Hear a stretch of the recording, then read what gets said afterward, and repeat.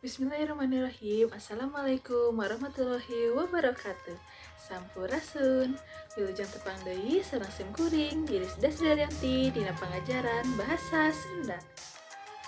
Dina lowongan dinten ayeuna urang lebet kana pangajaran opat atanapi bau opat nyaeta ngeunaan pangalaman pribadi.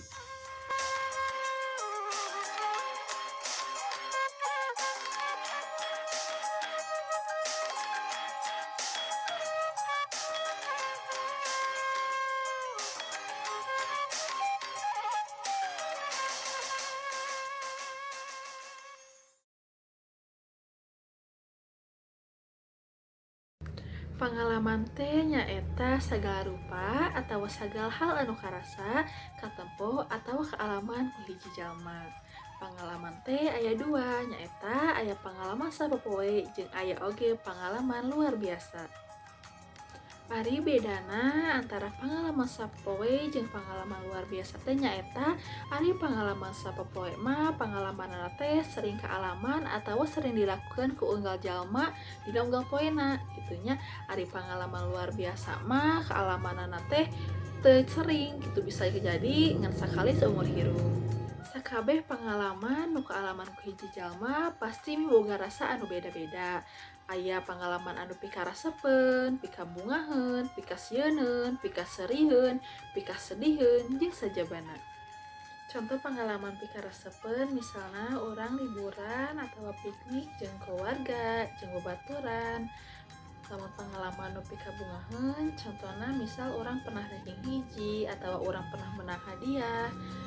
Lamun pengalaman pikaseureun mah contohna urang nempo babaturan di Sorodot. Karunyana mah karunya, tapi biasana urang sekolah seuri heula nya.